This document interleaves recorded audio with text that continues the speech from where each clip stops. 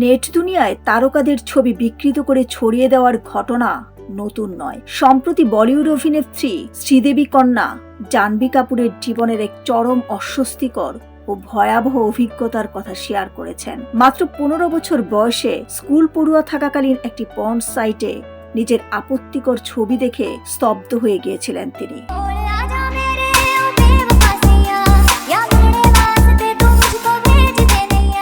সম্প্রতি এক পডকাস্টে সেই স্মৃতি রোমন্থন করে জাহ্নবী বলেন, তখন তিনি স্কুলের ছাত্রী। স্কুলের আইটি ক্লাসে কিছু সহপাঠী পর্ন সাইট দেখছিল। সেখানেই হঠাৎ তিনি ছবি দেখতে পান তার। জাহ্নবী বলেন, সেই দৃশ্য দেখে আমার পুরো শরীর কেঁপে উঠেছিল। ওটা আমার ডিপ ফেক ছিল কিনা আমি জানি না, তবে বুঝেছিলাম খুব খারাপ কিছু হতে চলেছে। ওই ঘটনার পর আমার জীবন ওলটপালট হয়ে গিয়েছিল।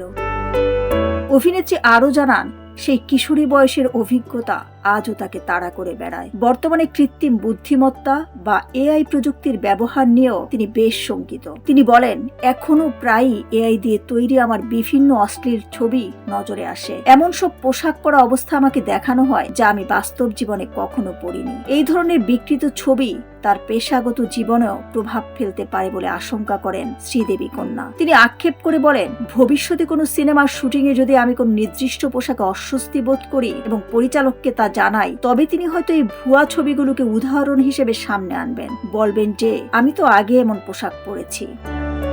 সোশ্যাল মিডিয়াকে মাঝে মাঝে অভিশাপ মনে হয় উল্লেখ করে জাহ্নবী জানান, প্রযুক্তির এই অন্ধকার দিকটি সেলিব্রিটিদের ব্যক্তিগত ও মানসিক জীবনের উপর গভীর ক্ষত তৈরি করে। দিলরুবা খান, বিনোদন ডেস্ক, সোনালী নিউজ।